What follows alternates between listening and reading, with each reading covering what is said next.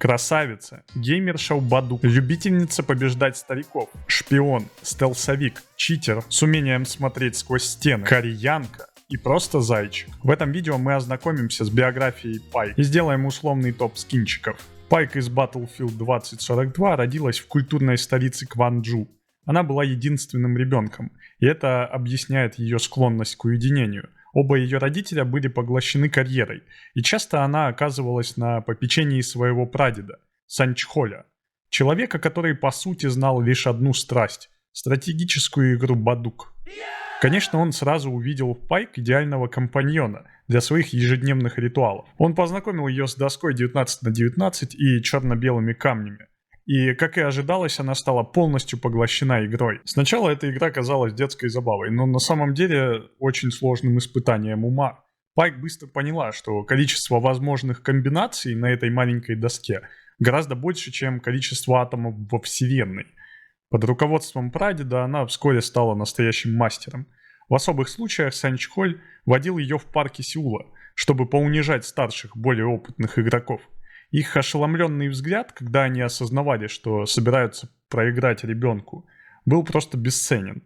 Когда Санчхоль ушел из жизни, Пайк, будучи очень душевным человеком, похоронила их доску с ним и поклялась больше не играть. Она переключилась на другую деятельность. После того, как она посмотрела Олимпийские игры 26 года, она решила попробовать свои силы в шорт-треке. С ее конкурентным духом и тактическим умом она вскоре достигла элитного уровня в этом виде спорта. Но жизнь приготовила свои сюрпризы. Южная Корея расширяла обязательную службу и теперь включила женщин. И Пайк, будучи патриотом, оставила карьеру спортсменки, чтобы поступить в армию. Ее тренировки были впечатляющими. И вскоре она оказалась в ряде специального назначения Республики Кореи. Роксоф. Она закомплитила обучение в области скрытых операций, инфильтрации и электронного саботажа, став настоящим мастером по сбору разведывательной информации. Пайк представляет класс Рикон. Она типа такой стелс-хакер-шпион. Ее основная фишка — это EMGX-сканер, который временно подчеркивает вражеские цели. Как только активируется, сканер отмечает всех врагов в радиусе 25 метров, включая тех, кто находится за стенами. Этот эффект длится совсем недолго. Визуально это откидные очки, которые делают классный силуэт зайчика. Классный концепт, который сохраняется в каждом скине, потому как в самой игре есть анимация того, как она активирует эти очки. Также у нее есть скилл Eagle Eyed. Это типа орлиный взгляд, что позволяет ей отметить врагов, которых она атакует. Не только для себя, но и для всей своей команды. Это делает ее незаменимой для тактической работы, так как она может выявить угрозы, помогая союзникам готовиться к бою или засаде. Ее читерский взгляд сквозь стены нужен любой команде, поэтому это довольно популярный перс в Battlefield. Давайте подробнее рассмотрим скинчики на нее. Эпик скинчик на какую-то химическую лабораторную тему. Голубой и белый добавляют стерильности. Интересная газмаска. Но из-за скина, который сделан на ту же тему абсолютно, но я его поставил в топ-2. Этот скин выглядит как бледная копия. Вроде это был второй сезон, и там они сражались за какую-то лабораторию Нордвика, что написано у нее на патче на груди. В этой лаборатории или заводе разрабатывали какое-то суперсовременное оружие. Тут у нас какой-то подрывной скин с саперным воротом, очень небезопасными цветами, черно-желтыми, и буквально наклеечкой патчем на груди, которая сигнализирует о том, что осторожно, высокое напряжение или не стой убьет, что-то в этом духе. Единственный скинчик с гилями на персонажа Пайк. Гили — это вот эти вот листики у нее на плечах, которые маскируют ее. В рамках камуфлирования и маскировки скин сделан полностью в зеленой палитре, из-за чего немного скучноват по сравнению с другими. Но зато он супер grounded, и это единственный, буквально единственный скин с гили. Потому как все остальные гили приватизировал для себя Каспер. Какой-то эпический скин с белым ворфейсом на лице, больше напоминающим какую-то детскую покраску для праздника. Обвесы остались особо без изменений, по-моему, это просто реколор. Без акцентов, дополнительных цветов, просто темный скин. Следующий скинчик белый монохромный. Композиционно это просто белый скин с красными акцентами. В идейном плане, конечно, это просто как белый лист, и особо тут ничего не обсудишь. Но в самой игре на фоне других grounded персонажей они выделяются и пользуются большим спросом. Они довольно востребованы, потому как игроки довольно часто хотят просто быть белой вороной.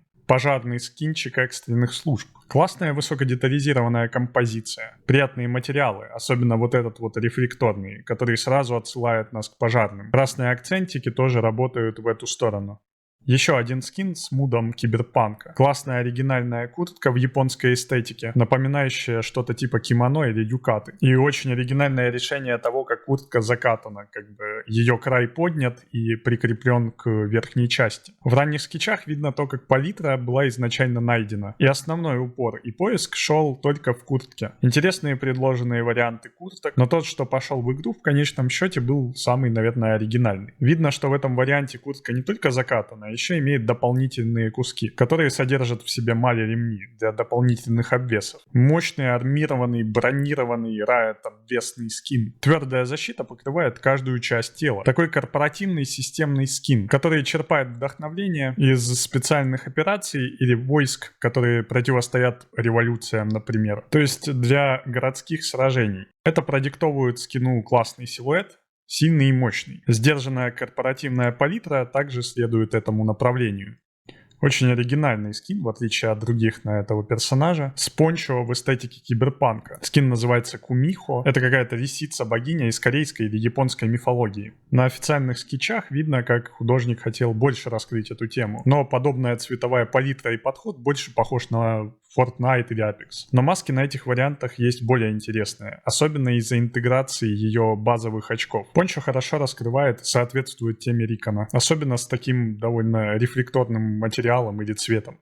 Это был последний тир предпоследнего сезона, поэтому он довольно редкий, в самой игре практически его не встретишь. Корпоративный стерильный скин с ингредиентами хазмата. Типа такой работник на фабрике, где разрабатывают что-то очень небезопасное. Химическое оружие или каких-то клонов для военных целей. Очень защищенный материал, блестящий из хазмат костюмов. Супер заклеенные защищенные швы для того, чтобы кожа ни в коем случае не контактировала с окружающей средой. Ну и конечно же газ-маска, которая полностью покрывает лицо. Скин довольно сайфайный, если сравнивать его с другими скинами из Battlefield. Есть кругленькие гранатки, которые абсолютно не граундед и больше похожи на какой-то Mass Effect. И сама маска явно законцепченная под проект, а не просто взятая из реальной жизни.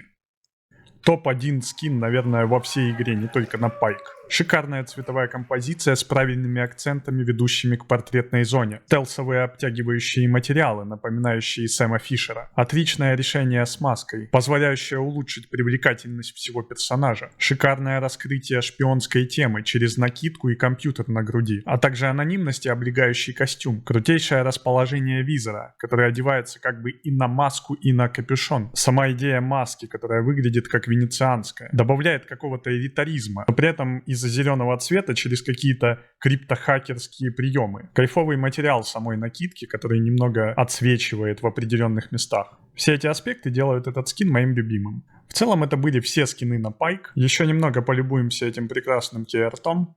И на этом закончим.